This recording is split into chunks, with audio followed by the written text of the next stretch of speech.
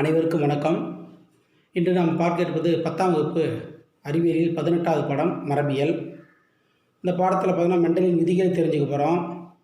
புறத்தோற்ற பண்புனா என்ன, ஜீனாக்க பண்புனா என்ன, ஒரு பண்பு கலப்பு, இரு பண்பு கலப்பு, குரோமோசோம், டிஎன்ஏ, ஜீனு இதை பற்றி டீட்டெயிலாக தெரிஞ்சுக்க போகிறோம். இதை தவிர்த்து டிஎன்ஏவோட அமைப்பு, இரட்டைப்பாதல் தெரிஞ்சுக்க போகிறோம். சடுதி மாற்றம்னா என்ன, குரோமோசோமில் எப்படி சடுதி மாற்றம் நடக்கிறதுன்றதை தெரிஞ்சுக்க போகிறோம். ஜெனரல் அந்த மரபியலுக்கு நமக்கு நிறைய தொடர்பு இருக்கும். நமக்கு சொந்தக்காரங்க யாருக்கா குழந்தை பிறந்திருக்கும்போது முதல்ல நம்ம எல்லாம் கேட்குற கேள்வி, குழந்தை யார் மாதிரி இருக்கா, அப்பா மாதிரி இருக்கா, அம்மா மாதிரி இருக்கா? அம்மா மாதிரின்னு சொன்னாங்கன்னா அம்மா மாதிரின்னு சொல்லுவாங்க, இல்லை அப்பா மாதிரி சொல்லுவாங்க. அப்போ அந்த பண்பு எவ்வாறு கடத்தப்பட்டு வருது? இது மரபு பண்பு தான் இது காரணம் அப்படின்றத முதல்ல அந்த கிரிக்கெட் ஜோக்கன் மெண்டல் அப்படின்னு என்ன பண்ண மரபியலின் தந்தைன்னு சொல்கிறாங்க. கிட்டத்தட்ட 34 வகைக்கான தாவரங்களை எடுத்துக்கொண்டு 1000 தாவரத்திட்டம் 34 வகைக்குட்பட்ட 1000 தாவரங்களை எடுத்துக்கொண்டு 9 ஆண்டுகள் ஆய்வு செஞ்சார். 9 ஆண்டுகள் ஆய்வு செஞ்சு முடிவாக என்ன பண்ணியிருக்காருன்னா ஒரு 7 ஜோடி பண்பு எடுத்துட்டார். ஒரு விதையோட வடிவம், விதையின் நிறம், விதையுறையின் நிறம், கனியின் வடிவம், கனியின் நிறம், மலரின் அமைவிடம், தண்டின் உரம், ஒரு 7 பண்பு எடுத்துகிட்டு தான் என்ன பண்ணார் அவர் ஒரு பண்பு கலப்பு, இரு பண்பு கலப்பு ஆய்வு செய்கிறாரு. இப்போ ஒரு பண்பு கலப்புனா என்ன? ஒரு பண்பு கலப்பில் ஒரு தூய தாவரத்தை, தூய நெட்டை தாவரம், தூய குட்டை தாவரத்தை எடுத்துக்கிட்டாரு. எடுத்துகிட்டு அது கலப்பு செய்கிறாரு. கலப்பு செய்யும்போது அதில் கிடைக்கக்கூடிய விதைகள், அதன் மூலம் தோன்றும் தாவரங்கள் முதல் F1 சந்ததின்னு சொல்கிறாங்க. இது அனைத்து தாவரம் நெட்டைத்தன்மையுடைய பண்பு கலப்பு இருக்குன்னு சொல்கிறாங்க முதல் சந்ததியில்.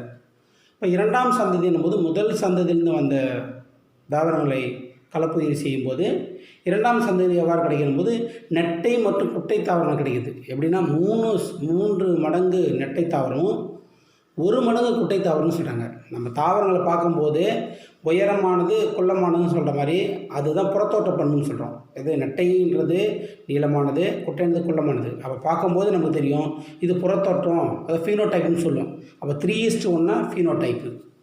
அப்போ ஜீனோடைப்னா என்ன? இதுக்குள்ளே வருது. அந்த நெட்டை தாவரம் பார்த்தீங்கன்னா கலப்பினமற்ற நெட்டை 1, கலப்பினமான நெட்டை 2. அப்போ 1:2:1 இதுதான் என்ன சொல்கிறாங்கன்னா ஜீனாக்க பண்புன்றாங்க. இது மெண்டலின் ஒரு பண்பு கலப்போட ஆய்வின் முடிவுகள். அடுத்து மெண்டலின் இரு பண்பு கலப்பு, இது உள்ளடக்கிய கலப்பு மற்றும் தனித்துவத்தில் விதின்னு கூட சொல்லலாம். இது 2 பண்புகளை எடுத்துக்கிட்டாரு. விதையின் நிறம் மஞ்சள் நிறம், பச்சை நிறம். விதை வடிவம் பார்க்கும்போது உருண்டை, சுருங்கியது. இந்த 2 பண்பு எடுத்துட்டாரு. மஞ்சள் வண்ண உடையது, உருண்டையான நிறமுடைய விதைகள், சுருங்கிய பச்சை நிறமுடைய விதைகள் 2ஐயும் எடுத்து கலப்பணம் செய்கிறாரு. அதில் பார்த்தீங்கன்னா முதல் தலைமுறையில் F1 பார்த்திங்கன்னா உருண்டை மஞ்சள் கிடைக்கிறது. அடுத்து 2வது சந்தை F2 தலைமுறையில் பார்க்கும்போது பார்த்தீங்கன்னா 9 மஞ்சள் உருண்டையும் 3 மஞ்சள் சுருங்கியதும், 9 மஞ்சள் உருண்டையாகவும் 3 மஞ்சள் சுருங்கியதும் அது விதைகள் கிடைக்கிது. அது கூட 3 பச்சை உருண்டையாகவும் 1 பச்சை கலர் உருளை சுருங்கியதும் கிடைக்கிது. இதுதான் F2 இரு பண்பு கலப்பில் F2 தலைமுறையில் கிடைக்கக்கூடியது. இந்த ஒரு பண்பு கலப்பு, இரு பண்பு கலப்பு இதனோட அடிப்படையில் என்ன பண்ணுறாரு, மெண்டல் ஒரு 3 விதிகளை ஒதுக்குறாரு. ஓங்குத்தன்மையின் விதி என்ன சொல்கிறாங்கன்னா, ஒரு ஜோடியை 2 ஒன்றோட ஒன்று கலப்பு செய்யும்போது ஒரு சில பண்பு வெளிவருது, ஓங்கி காணப்படுது, அது ஓங்கு பண்பும், காணப்படாத பண்பு ஒடுங்கு பண்புன்னு சொல்கிறாரு. இது ஓங்குத்தன்மையின் முதல் விதி சொல்கிறாரு. 2வது தனித்து பிரித்தல் விதி அல்லது கேமெட்டுகளின் கலப்பற்ற தன்மை விதின்றாங்க. இப்போ ஒரு ஜோடியை நம்ம கலப்பு செய்யும்போது 2 ஒன்றோடு ஒன்று கலக்காமல் கேமெட்டுகள் உருவாக்கத்தின் போது தனியாக இருந்து ஒரே ஒரு அங்கம் மட்டும் ஒரு கேமெட்டுகள் செல்கிறதுனா இது தனித்து பிரித்தல் விதி அல்லது கேமெட்டுகளின் கலப்பற்ற தன்மை விதின்னு சொல்கிறோம். 3வது பார்க்கும்போது சார்பின்றி ஒதுங்குதல் விதி.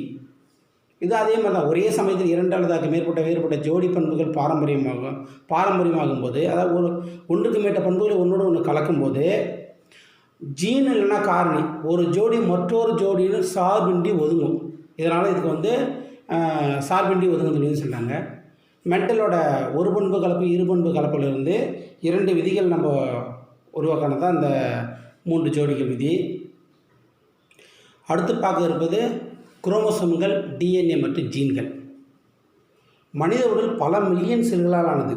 ஒவ்வொரு செல்லின் உட்கருவிலும் குரோமோசோம்கள் என அழைக்கப்படும் மெல்லிய நூல் போன்ற அமைப்புகள் காணப்படுகின்றன. அந்த படத்தில் பார்க்கலாம் நீங்கள், மெல்லிய நூல் போன்ற அமைப்பு காணப்படுது. நம்ம கண்ணுக்கு தெரியாத செல்லுக்குள்ளே உட்கருவுக்குள்ளே இருக்கிற குரோமோசோம்களில் இருக்கிற அமைப்பு டிஎன்ஏ. இந்த டிஎன்ஏ தான் வந்து ஒரு தலைமுறையிலிருந்து அடுத்த தலைமுறைக்கு பண்புகளை கடத்தப்படுது.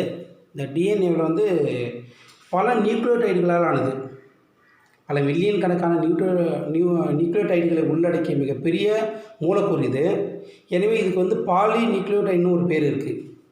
அதை தவிர்த்து இதுக்குள்ளே 3 கூறுகளை உள்ளடக்கி இருக்குது. இது டிஎன்ஏக்குள்ளே 3 கூறுகள் உள்ளடக்கியது. என்னென்னு பார்க்கும்போது ஒரு சர்க்கரை மூலக்கூறு, ஒரு நைட்ரஜன் காரம், ஒரு பாஸ்பேட் தொகுதி. இது 3 சேர்ந்தது தான் இந்த டிஎன்ஏ. அந்த சர்க்கரை மூலக்கூறு பார்த்தீங்கன்னா டிஆக்சிரிபோஸ் சர்க்கரையாக இருக்குது.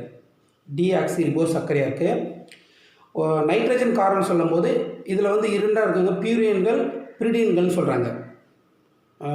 இங்கே உங்களுக்கு பார்த்தீங்கன்னா அடினைன் தைமைனுடைய 2 நைட்ரஜன் பிணைப்புகளால் இணைக்கப்பட்டுள்ளது. அடினைனும் தைமைனுடனும். அதேமாதிரி சைட்டோசின் குவானைனுடன் பார்த்தீங்கன்னா 3 ஹைட்ரஜன் பிணைப்புகளால் இணைக்கப்பட்டுள்ளது. இது வந்து நிரப்புக்கார இணைவர்கள்னு சொல்லுவாங்க. அந்த பியூரின்கள்ன்றது அடினைன் மற்றும் குவானைன். இது 2ஐயும் சேர்த்து சொல்கிறாங்க, பியூரின்கள்னு சொல்கிறாங்க.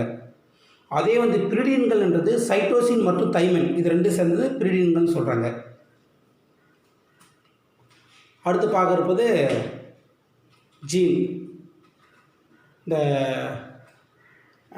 அதுக்கு முன்னாடி டிஎன்ஏ இரட்டிப்பாதல் பார்க்குறோம்.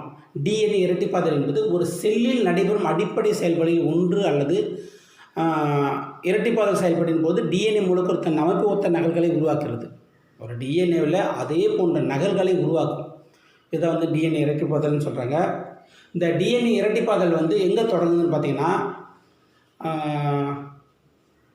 டிஎன்ஏவின் குறிப்பிட்ட புள்ளியில் இரட்டிப்பாதல் தொடங்குகிறது. 2 இழைகளும் பிரிந்து பின் விலக ஆரம்பித்து இப்புள்ளியில் இரட்டிப்பாதல் கவை உருவாகிறது. ஒரு கவை மாதிரி உருவாகுது பாருங்கள். இந்த படத்தை பார்த்தா உங்களுக்கு தெரியும். ஒரு புள்ளியிலேருந்து 2 பிரியுது. இந்த இடத்துல தான் வந்து இரட்டிப்பாதல் தொடங்குகிறது. அப்போ மூலக்கூறு எங்கே அப்படின்னா அதே இடம், இரட்டிப்பாதல் தொடங்கிய இடத்திலே வந்து ஹெலிகேஸ் என்ற நொதி இணைகிறது. இந்த ஹெலிகேஸ் என்ற டிஎன்ஏவின் 2 இழைகளை பிரிக்கிறது. அவங்க கொடுத்துருக்காங்க, உங்களுக்கு முன்னாடியே பார்த்து அந்த படத்தில் பார்த்தீங்கன்னா தெரியும். டோபோஜோ சோமேரேஸ் நொதி இரட்டிப்பாதல் கவையின் மீது உள்ள இரட்டை சுருளை பிரித்து அவை பிரியும் போது ஏற்பட்ட முறுக்கல்களை நீக்குகிறது. அதோட வேலை என்னென்னா முறுக்கல்களை நீக்குகிறது. இதை வந்து டிஎன்ஏ மூலக்கூறு பிரிதல்னு சொல்லுவோம். அடுத்து 3ஆவது நம்ம பார்க்குறது ஆர்என்ஏ பிரைமர் உருவாதல். ஆர்என்ஏ பிரைமர் இது டிஎன்ஏ நியூக்ளியோடைடின் ஒரு சிறிய பகுதியாகும். இரட்டிப்பாதல் தொடங்கும் இடத்திற்கு ரொம்ப மிக அருகில் டிஎன்ஏ மாதிரி ஒரு ஆர்என்ஏ பிரைமரை தோற்றுவிக்கிறது. 3ஆவது வந்து பெற்றோர் இழை, புதிய இழைன்னு சொல்லுவாங்க. ஆர்என்ஏ பிரைமர் உருவான பின்பு டிஎன்ஏ பாலிமரேஸ் என்ற நொதியின் உதவியுடன் நியூக்ளியோடைடுகள் சேர்க்கப்படுகின்றன. ஒவ்வொரு பெற்றோர் இழையிலிருந்தும் புதிய நிரப்பு டிஎன்ஏ உருவாக்குறது. புதிய இழை உருவாக்கம் ஒற்றை திசையில் நடைபெறுது. இது வந்து பெற்றோர் இழை உருவாக்கம்னு சொல்லுவோம். அடுத்து கடைசியாக பார்க்குறது சடுதி மாற்றம். அதுக்கு முன்னாடி இந்த டிஎன்ஏ முக்கியத்துவம் பார்த்துடலாம். இது முக்கியத்துவம்னு பார்க்கும்போது மரபியல் தகவல்களை ஒரு தலைமுறையிலிருந்து அடுத்த தலைமுறைக்கு கடத்துகிறது. புரதங்கள் உருவாக்கத்துக்கு தேவையான தகவல்களை பெற்றுள்ளது. ஒரு உயிரினத்தின் வளர்ச்சி மற்றும் வாழ்வியல் செயல்பாடுகளை கட்டுப்படுத்துகிறது. டிஎன்ஏவுக்கு மரபியல் தகவல்னாவே ஒட்டு மொத்தமாக ஒரு தலைமுறையிலிருந்து அடுத்த தலைமுறை கடத்தக்கூடிய அனைத்து பண்புகளும் அதுக்குள்ளே அடங்கக்கூடியது. அடுத்து பாலின நிர்ணயம். கருவுற்ற முட்டை ஆண் அல்லது பெண் உயிரியாக வளர்ச்சி அடைவது பாலின நிர்ணயம் எனப்படும். ஒரு உயிரின் பாலின குரோமோசோம்களால் நிர்ணயிக்கப்படுகிறது. அப்போ ஒரு மனிதனில் 23 ஜோடி குரோமோசோம்கள் இருக்குன்னா அந்த 22 ஜோடி குரோமோசோம் ஆட்டோசோம்கள்னு சொல்கிறாங்க. 23வது குரோமோசோமு பால் குரோமோசோம். அந்த 23வது குரோமோசோமில் XX என்ற பெண் குரோமோசோம்களையும் XY என்றது ஆண் குரோமோசோம்களும் ஒரு சிம்பாலிக்காக இருக்கும். இதான் வந்து பாலின நிர்ணயம்னு சொல்லுவாங்க. இதை பற்றி டீட்டெயிலாக புக்குக்குள்ளே கொடுத்துருக்காங்க, நீங்கள் படிச்சுக்கலாம். அடுத்து கடைசியாக பார்க்குறது சடுதி மாற்றம். ஒரு பரம்பரையாக வரக்கூடிய ஒரு பொருளில் இல்லை ஒரு உயிரியில் திடீர்னு ஒரு உயிரின் மரபு பொருளில் டிஎன்ஏவில் ஏற்படும் திடீர் மாற்றம் சடுதி மாற்றம் எனப்படும். இது வந்து பார்த்தீங்கன்னா 1901ஆம் ஆண்டு கியூக்கோ டியூரிஸ் என்பவர் கண்டுபிடிச்சார். இந்த சொல்ல அறிமுகப்படுத்தியிருக்காரு. அவர் எப்படி கண்டுபிடிச்சாருன்னா, பிரிம்ரோஸ் வகை தாவரம், அதாவது சயின்டிஃபிக் நேம் பார்த்தீங்கன்னா இனோத்திரா லமார்க்கியானா அப்படின்னு ஒரு பூ தாவரத்தில் அதோட புறத்தோற்ற பண்பு மாற்றங்களில் பார்த்தாரு. அதன் அடிப்பில் அதை ஆராய்ச்சி பண்ணி அதை சடுதி மாற்றம் உள்ளது என்பதை நிரூபிச்சிருக்காரு. இந்த சடுதி மாற்றம் 2 வகைப்படும். அவை குரோமோசோம் சடுதி மாற்றம், இன்னொன்று ஜீன் சடுதி மாற்றம். குரோமோசோம் சடுதி மாற்றம் குரோமோசோம் அமைப்பு அல்லது எண்ணிக்கையில் ஏற்படும் திடீர் மாற்றம் குரோமோசோம் சடுதி மாற்றம் என அழைக்கப்படுகிறது. அவ்வளோதான். குரோமோசோம் அமைப்பில் அல்லது அதோட எண்ணிக்கையில் ஏற்படும் திடீர் மாற்றம் குரோமோசோம் சடுதி மாற்றம் சொல்கிறாங்க. அதை ரெண்டாக பிரிச்சிருக்காங்க. குரோமோசோம் அமைப்பில் ஏற்படும் மாற்றங்கள், குரோமோசோம் எண்ணிக்கையில் ஏற்படும் மாற்றங்கள். இப்போ பொதுவாக செல் பகுக்கும் போது ஏற்படும் தவறுகளால் குரோமோசோம் அமைப்பில் மாற்றங்கள் ஏற்படும். இதுதான் வந்து குரோமோசோம்கள் அமைப்பில் ஏற்படும் மாற்றங்கள்னு சொல்கிறாங்க. அப்படி என்னென்ன மாற்றங்கள் பார்க்கும்போது குரோமோசோம்கள் வந்து நீக்கமடையும், குரோமோசோம்கள் இரட்டிப்பாகும், குரோமோசோம்கள் தலைகீழ் மாற்றம் இல்லைனா இடம்பெயர்ந்திருக்கும். இதுதான் வந்து குரோமோசோமில் ஏற்படும் மாற்றங்கள்னு சொல்கிறாங்க. அப்போ குரோமோசோம் எண்ணிக்கையில் ஏற்படும் மாற்றங்கள்னும் போது அது ரெண்டாவது. ஒரு செல்லில் இடம்பெற்றுள்ள குரோமோசோம் எண்ணிக்கை அதிகரிக்கணும் இல்லை குறையணும். இதுதான் வந்து குரோமோசோம் எண்ணிக்கையில் ஏற்படும் மாற்றங்கள். அதில் பார்த்தீங்கன்னா அதே இரண்டாக பிரிச்சுருக்காங்க. யூப்ளாய்டு, அன்யூப்ளாய்டு. யூப்ளாய்டுனா என்ன? வழக்கமாக இருமைய குரோமோசோம்களோட அதிக எண்ணிக்கையில் பெற்றுள்ள நிலை யூப்ளாய்டு நிலை எனப்படும். 2 குரோமோசோம்கள் இருக்குன்னா 2 மைய குரோமோசோம்கள் இருக்குது பதிலாக 3 மையம் இருக்குதுன்னு வச்சுங்க. அப்போ அங்கே என்ன ஆகுனா இது வந்து யூப்ளாய்டுன்னு சொல்கிறாங்க.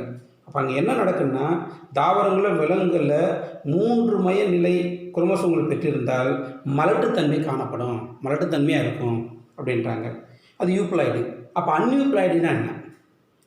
அன்யூப்ளாய்டு பண்ணால் 1 அல்லது அதுக்கு மேற்பட்ட குரோமோசோம்கள் இழக்கணும் இல்லைனா கூடுதலாக இருக்கணும். இதுக்கு அன்யூப்ளாய்டுன்னு சொல்கிறாங்க. அதை வந்து பார்த்தா 3ஆக பிரிச்சுருக்காங்க. மோனோசோமி, ட்ரைசோமி, நல்லிசோமின்னு சொல்கிறாங்க. அப்போ மோனோசோமினா 2n-1, 2n-1 அது மோனோசோமி. ட்ரைசோமினா 2n+1, நல்லிசோமினா 2n-2 இழக்கணும். அந்த ஒவ்வொரு குரோமோசோம்கள் இழக்கணுன்றதை அதை கொடுத்துருக்காங்க. இதுக்கு எடுத்துக்காட்டு சிம்பிளாக சொன்னால் டவுன் நோய் கூட்டு அறிகுறி. இதை லாங்டன் டவுன் என்ற மருத்துவர்கள் 1966ஆம் ஆண்டு அடையாளம் காணப்பட்டது. இதில் என்ன பண்ணுறது, 21வது குரோமோசோமில் ஒரு கூடுதல் நகல் குரோமோசோம் இருக்கும். இதுக்கு தான் இந்த நோய்க்கு பேர் தான் டவுன் நோய் கூட்டுக்குறின்னு சொல்கிறாங்க. ஸோ இதனால் என்ன மாதிரி ப்ராப்ளம் வரும்னு பார்க்கும்போது மன வளர்ச்சி குறைபாடு, தாமதமான வளர்ச்சி, நடத்தை சார்ந்த பிரச்சனைகள், பலவீனமான தசையமைப்பு, பார்வை மற்றும் கேட்டல் குறைபாடு ஆகியவை பாதிக்கப்பட்ட குழந்தைகள் காணப்படும் சில நிலைகளாகும். அடுத்து நம்ம இதை சடுதி மாற்றத்தின் 2வது வகைன்னு பார்க்கும்போது ஜீன் அல்லது புள்ளி சடுதி மாற்றம். ஒரு ஜீனின் நியூக்ளியோடைடு வரிசையில் ஏற்படும் மாற்றங்கள் ஜீன் சடுதி மாற்றம் எனப்படும். இது 1 அல்லது அதுக்கு மேற்பட்ட நைட்ரஜன் காரங்களில் ஏற்படும் பதிலீடு செய்தல் ஆகும். அது நம்ம நீக்கமடைதல், இடை சேர்தல் அல்லது தலைகாதல் இதெல்லாம் வந்து அதுக்குள்ளே அடங்கியிருக்கிற மாற்றங்கள். இந்த பாடத்தை பொறுத்த வரைக்கும் இந்த நான் கொடுத்துருக்கிற விஷயத்தோடு சேர்ந்து ஒவ்வொரு உறுப்பையும் டீட்டெயிலாக நீங்கள் ஒவ்வொரு பகுதியும் நீங்கள் டீட்டெயிலாக பார்த்தீங்கன்னா இந்த பாடத்தின் தரக்கூடிய அனைத்து வினாக்களுக்கும் நீங்கள் முழு மதிப்பெண் பெறுவதற்கு உங்களை தயார்படுத்திக் கொள்ளலாம். நன்றி.